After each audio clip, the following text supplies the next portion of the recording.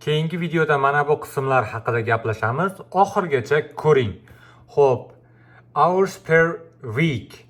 Xo'p, necha soat ishlashingiz, haftasiga necha soat ishlay olishingiz. Mana bu yerga qalamchani bosib tahrirlab qo'yishingiz mumkin necha soat ishlay olishingizni. Bu unchalik muhim narsa emas. Xo'p, keyingisi languages. Xo'p, languagesga o'zingiz biladigan tillar, gaplasha oladigan, muloqot qila oladigan tillarni kiritib qo'yasiz va bu yerga asosan 2 yoki 3 til kiriting, maksimalni 3.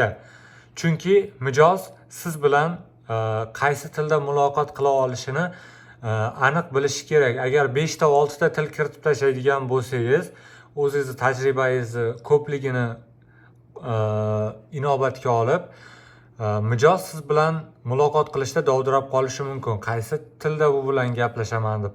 O'sha sababli 2 yoki 3 tilni kiriting.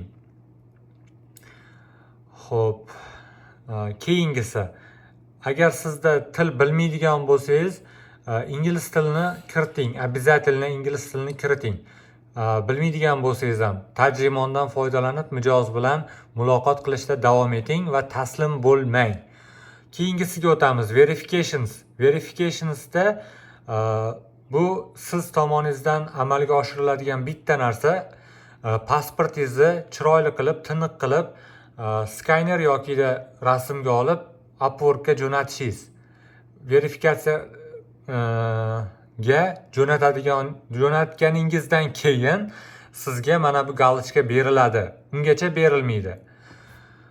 Xo'p, bu Upwork tomonidan so'rovlar, qayta so'rovlar yuborilib, siz qilmaguningizgacha tinch qo'ymaydigan narsa. Bundan xavotir olmasangiz ham bo'ladi.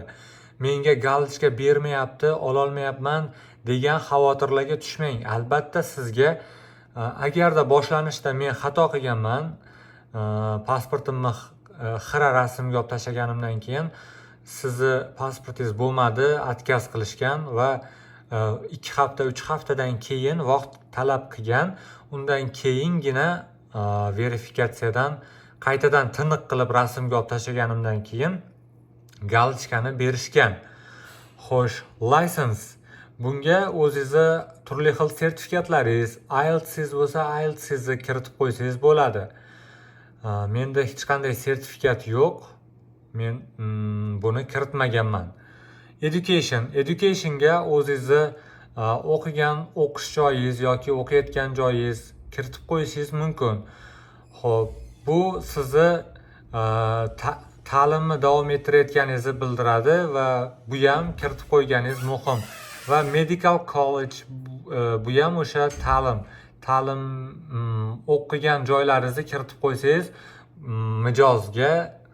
mijoz sizni profilingizni tekshirib chiqqanda sizni qanchalik ilmli va o'z ishini ustasi ekaningizni bila oladi. Bu galgi videomiz mana shu qism haqida edi. Keyingi videoda yuqori va mana bu mijozlardan olinadigan izohlar haqida gaplashamiz.